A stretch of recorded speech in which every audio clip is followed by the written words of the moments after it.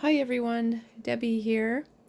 I am back this week doing some very uneventful things. I have some orders to pack, and I also have been making a couple more little journal kits for my Etsy store. And while I do that, I thought I would do this voiceover to share the story of Baby, my green cheek conure.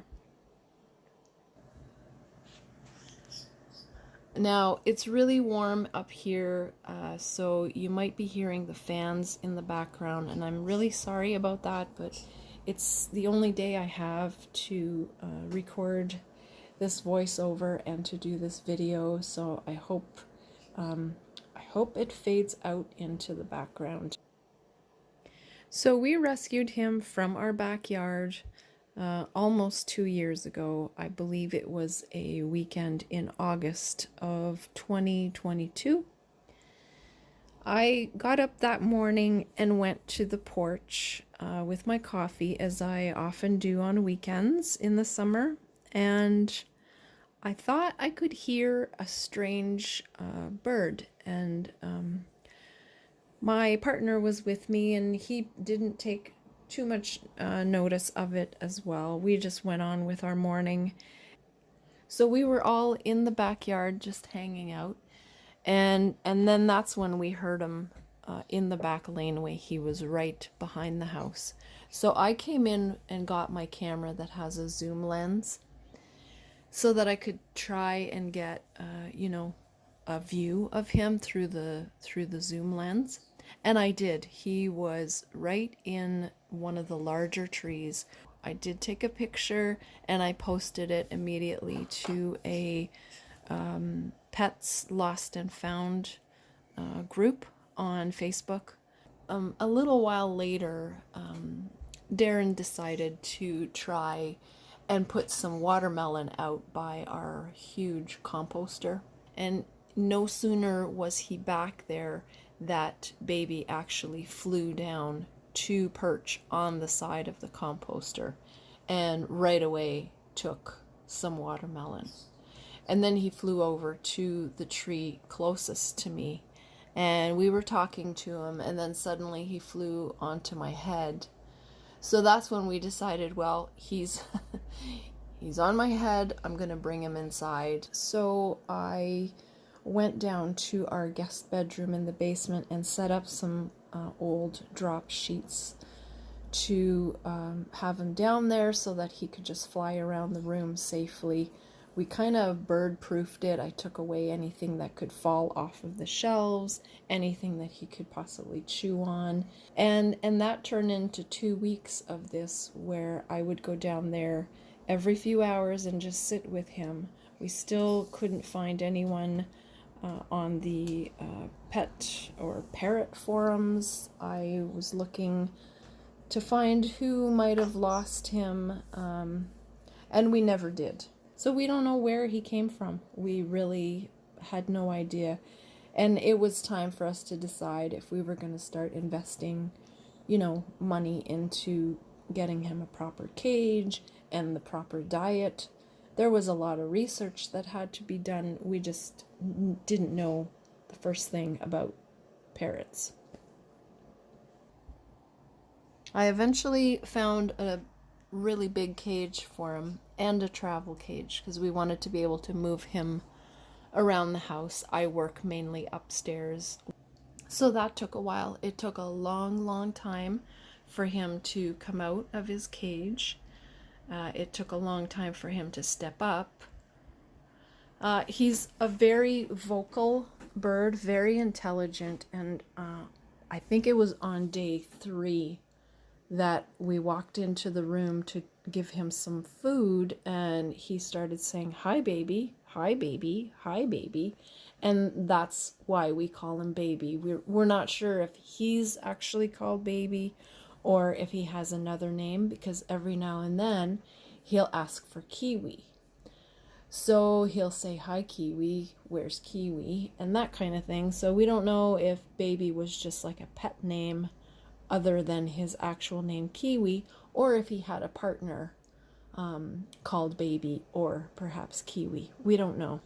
He has a leg band, and based on the number on it, he's probably around 7 years old, which means he's had a life before coming to us.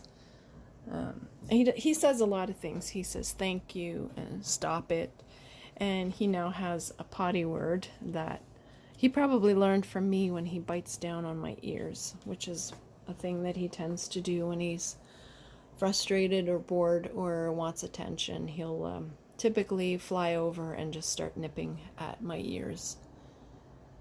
So we don't let him out of the cage for anyone. He's just not that kind of pet. We don't know him well enough to trust that he wouldn't bite someone. It has happened. He did fly out and he bit my mother-in-law on the ear. But it wasn't too traumatic for either one of them. It was just one of those quick things that happened, and we put him back in the cage right away. He loves children from a distance. If he hears children playing outside in the neighborhood, he will call out to them. If he hears Mikey, my grandson, around the house, he will call out to him. So sometimes that gets hard to deal with, because if we're trying to just have a quiet, sit down in the porch, he gets really excited about hearing the children next door. So sometimes we just have to isolate him to get him to calm down. So that's how he came to live with us. He's very sweet for the most part, but he also is a parrot, and so naturally he's nippy. He has to have a special diet. You can't just feed conures seeds. That's not healthy for them. So he eats very well. He has fruits and veggies and grains and some seeds. We do some training. He likes to play with a ball. He does it in exchange for seeds, of course. So he is a lot of fun, but he is a lot of work. So I'm not sharing this story to try to entice you into getting a parrot. It is a huge commitment, but I am home a lot anyway, so it's not something that changes my routine all that much, but it's still a big commitment. It also means that although I would be ready now to have a dog again, or maybe a couple of cats, now that all of our other pets have died, it's not an option with him around the house flying free, because it's just not something that you should do without careful consideration. They're not meant to live with four-legged fur babies. Some do. I mean, some from the time they're babies, but he came to us later in his life, so we don't know anything about any trauma that he's had. And based on some of the things that he says, he seems afraid. He does freak out if somebody is walking their dog and he's looking out the window. He does freak out sometimes. He's getting used to Molly, the dog across the street, because he sees her every day. So he's getting used to her, and he talks to her when he's in the window. Now, I keep referring to him as a he, and I only do that because his leg band is on the typical side of a male bird. But the only way to know whether your conure is male or female is through a DNA test. And we decided we weren't going to do that. It's not that important to us to know what gender he is, because we're not trying to breed or to know more about that. So I just refer to him as a he. He might be a she, but it doesn't really matter. The footage I'm showing you was for the most part shot on my old camcorder. So when I zoom in, now that I'm seeing it on the screen, it is a little grainy, but I really wanted to test that camcorder again to see how it was going to do in better lighting. But you will be seeing more of Baby in other videos, and I do have better cameras than that one. So So he's just, you see him grooming there. He does not like to have his head scratched. Sometimes he does, but for the most part he does not. So we have some little scratch areas for him, and he loves to massage his own head. He's molting right now, so he is very grumpy about that. It's got to be really uncomfortable to have those kinds of pin feathers all over your head. So he's been scratching those a lot lately.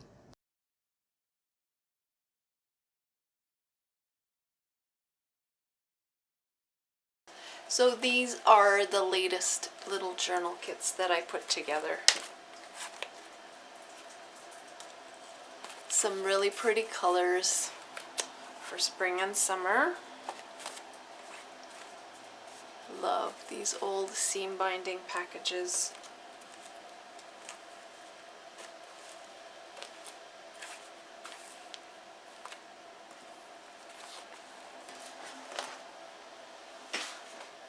Next, I want to decide what junk journal project I want to tackle next.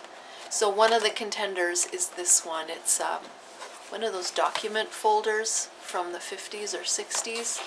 It comes with a little inner folder like that and some envelopes to tuck in like important things like life insurance and things. So I've been trying to figure out a way to use this with one of my favorite kits. I like the colors on this. And Petticoat Blossoms is one that I've always enjoyed working with. Now, this isn't the same height, obviously, but I could maybe attach some paper to the bottom. Or I could stagger it throughout the journal where some of them are at the top and some are at the bottom as you flip through the journal. So I'm kind of just mulling that one over. Another one that I've had on hold forever is this one, the gorgeous Reader's Digest cover. And I printed, this is one of the recent freebies over on Ko-fi, and my printer settings were a little off, but the colors end up looking nice with the kit. And this is Miss Lady Faye number 3. The first Miss Lady Fays were like 10 years ago. And they're not fairies per se, they're more of a botanical theme. But I used similar elements from the original collection. So these colors look really nice with this cover. And I resized the images to fit the Reader's Digest. And I had started to gather a bunch of odds and ends way back. Pretty bird. To maybe incorporate into this project. I have some Alice in Wonderland paper and just all kinds of different things. What is it? What do you see? And then these sari trims are so beautiful.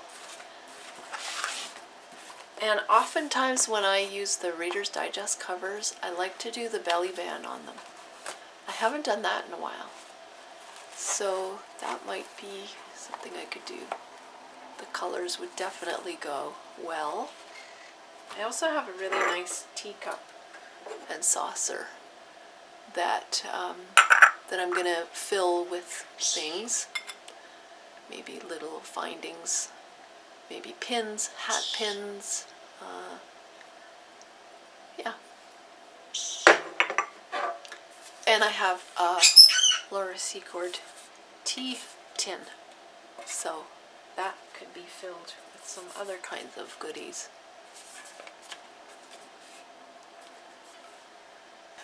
What do you guys think? Should I go with this colorful botanical one next, or should I go with the folder, the black folder? Let me know what you think down below. We'll put it to a vote. Now going forward on this channel, I don't think my videos are going to be as polished as they used to be when I was doing tutorials. Those days are behind me as far as making those scripted, well-edited videos. I just feel different nowadays. I'm older and I have a harder time with that sort of structure, but I still want to come on here and share, you know, some of these projects and things with you. So I hope that that's going to be okay with you guys. I appreciate all of you watching and hanging in there with me during my very long absence. I needed the break. I needed to take care of family, but it also made me a little bit unhappy to not have my own you know, creative space that I am so passionate about. So I am back, and I'm hoping I can do this in a way that appeals to you guys as well. Take care, guys. I'll see you very soon.